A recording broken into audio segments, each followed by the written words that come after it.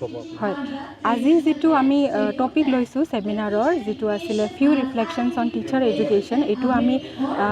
খুব ৰেলেভেন্ট বুলি ভাবি আমি লৈছো কাৰণ এই টপিকটো যেহেতু আমাৰ এতিয়া স্কুল এডুকেশ্যন কোৱালিটি এডুকেশ্যন আমি কৰিবলৈ বিচাৰি আছোঁ গতিকে আমি টিচাৰ এডুকেশ্যনৰ বিষয়ে আমি জানিব লাগিব বা স্কুলবিলাকত কি ইছ্যুজ হৈ আছে আৰু টিচাৰ এডুকেশ্যনৰ থ্ৰুৱেদি আমি সেই স্কুলৰ যিবিলাক ইছ্যু সেইটো আমি কেনেকৈ সলভ কৰিব পাৰিম আৰু আমি কেনেকৈ এটা ভাল টিচাৰ কোৱালিটি টিচাৰ আনিলেহে আমাৰ স্কুলবিলাক ডেভেলপ হ'ব গতিকে আমি কোৱালিটি টিচাৰ কেনেকৈ আমি কৰিব পাৰোঁ চ' ইয়াতে ফিউ ৰিফ্লেকশ্যনছ মানে ইছ্যুজো ডিছকাছ হ'ব আৰু সলিউশ্যন আৰু কেনেকৈ এটা কোৱালিটি এডুকেশ্যন আনি আমি এটা সমাজখন এটা ভাল এটা চিটিজেন প্ৰডিউচ কৰিব পাৰোঁ সেইটো কাৰণে আমি এইটো ৰেলিভেণ্ট বুলি ভাবি আমি গোটেই কমিটিয়ে এইটো ডিচাইড কৰি এই টপিকটো লোৱা হৈছে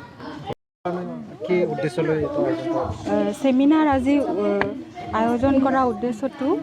আমি যেহেতু আমাৰ govt college of teacher education 50 glorious years এই বছৰ পালন কৰি আছে সেই সম্পৰ্কত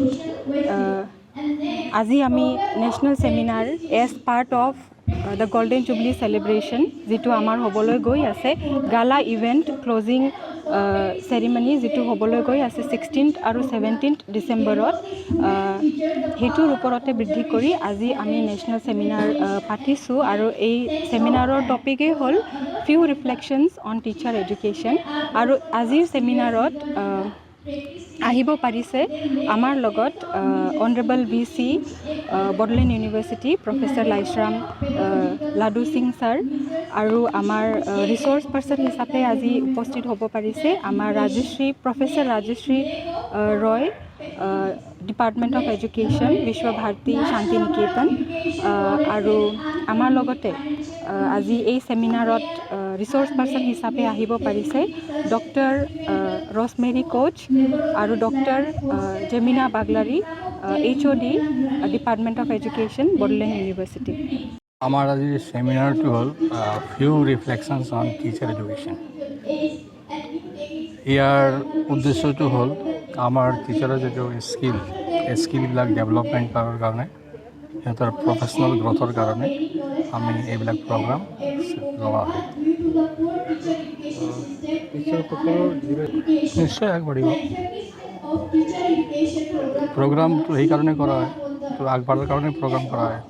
টিচাৰৰ কেপাচিটি হওক স্কিলেই হওক ডেভেলপমেণ্টেই হওক এনেকুৱা যদি প্ৰগ্ৰাম কৰি থাকোঁ teacher will develop himself first then he will instruct his students like this. You are hopeful? Of course. কিমানখন কলেজৰ পৰা এতিয়া আমি প্ৰেজেণ্ট পেপাৰ কৰি আছে 10জনে প্ৰেজেণ্ট কৰিব পেপাৰ প্ৰেজেণ্ট কৰিব টপিকৰ ওপৰত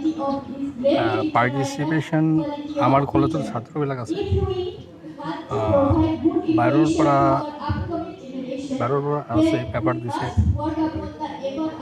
আৰু এতিয়াও কমপ্লিট হোৱা নাই চলি আছে ফাৰ্ষ্ট টেকনিকেল ছেশ্যন চলি আছে